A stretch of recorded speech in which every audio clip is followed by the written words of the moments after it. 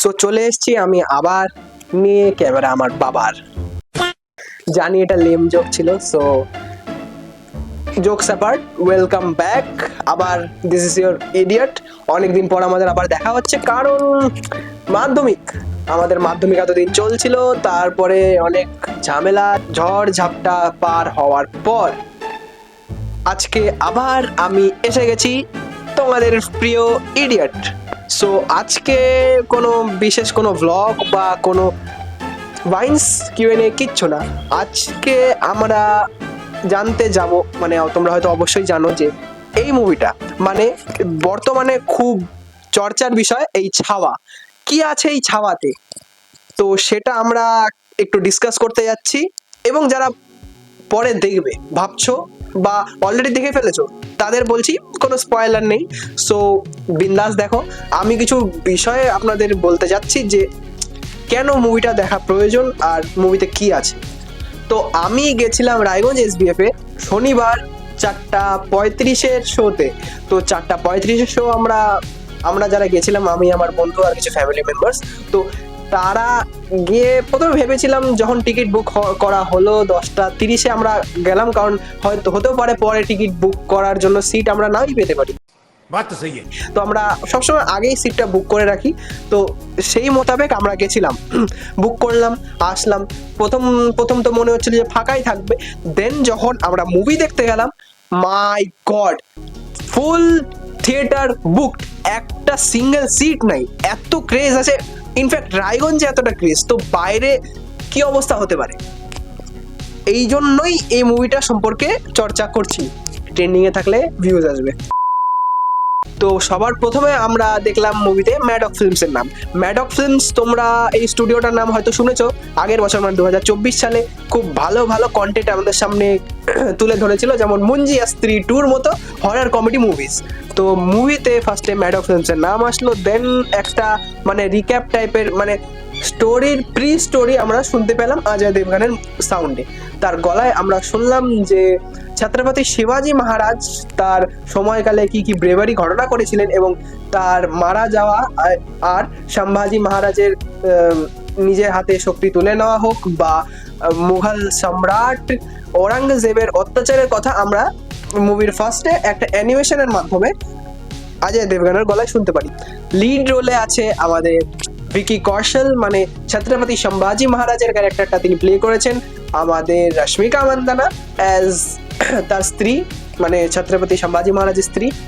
অক্ষয় খান্না, মানে যিনি ঔরঙ্গজেবের character play করেছেন। মাই গড, চোখ দুটো দেখে মনে হচ্ছে this is danger.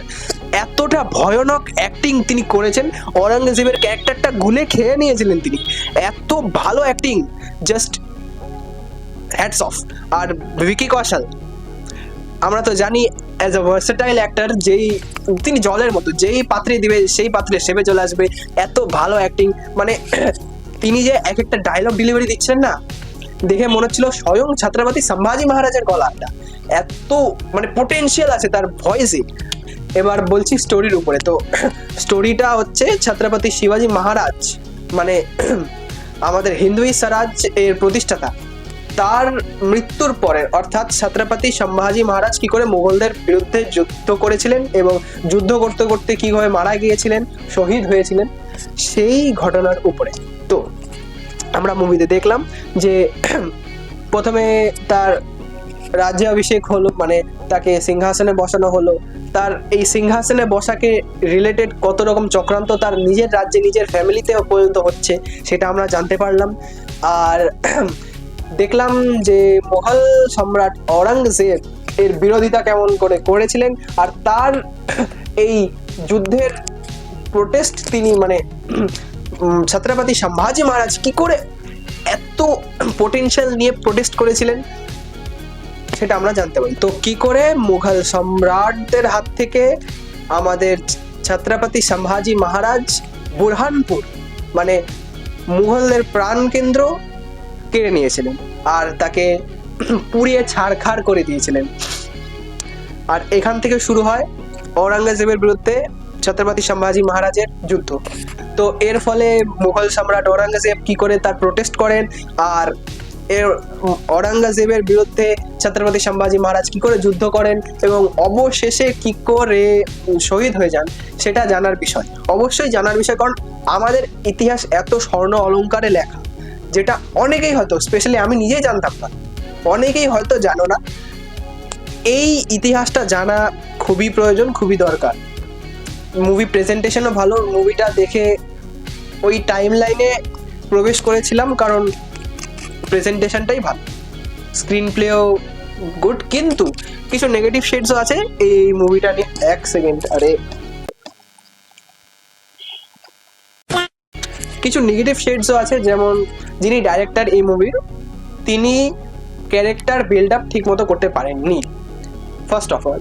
And then the music, the background music, BGM, একটা মুভির প্রেজেন্টেশন স্ক্রিন প্লে তার উপর ডিপেন্ড করে, মানে একটা মিউজিকের উপর ডিপেন্ড করে যে ব্যাকগ্রাউন্ড মিউজিকটা কতটা পোটেনশিয়াল যুক্ত হয়, সেটার উপর ডিপেন্ড করে।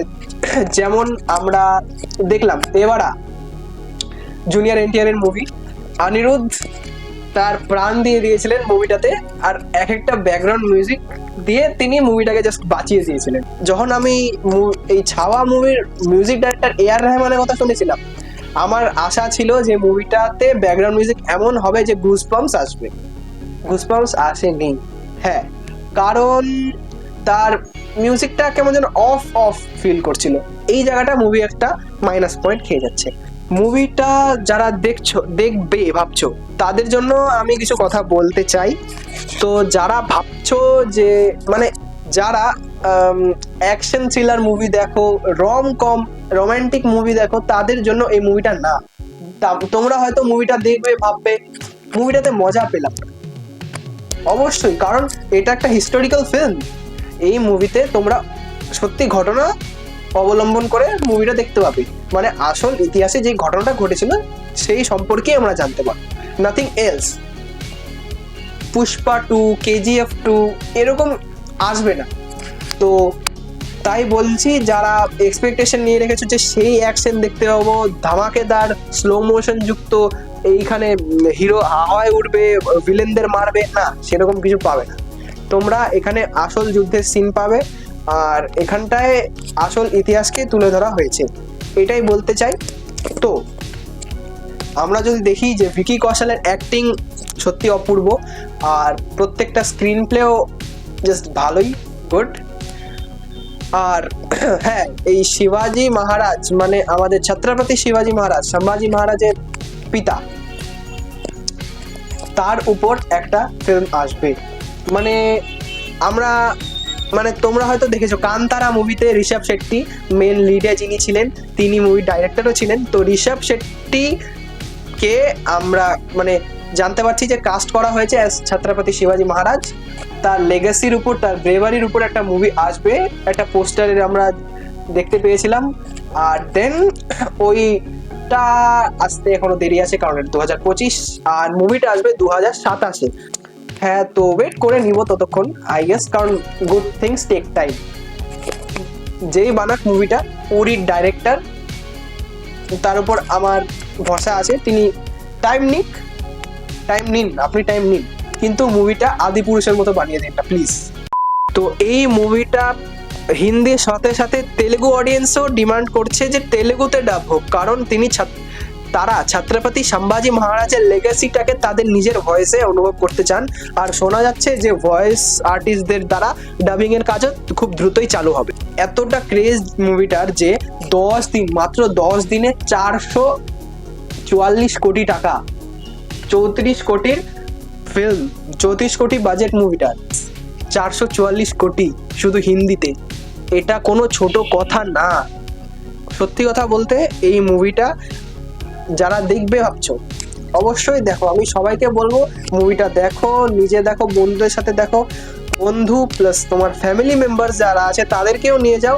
এটা একটা গর্বের অনুভব হবে তোমাদের কাছে যে তোমরা মুভিটাকে দেখবে। সত্যি এই মুভিটা আমাকে অনেক কিছু শিখিয়েছে। তো এটা একটা মাস্ট ওয়াচ ফিল্ম। আমি মুভিটা দেখে হ্যাপি, আর সত্যি তোমাদেরকে সাজেস্ট করব মুভিটা দেখো। আর আর কি, that's it, piece out. Bye.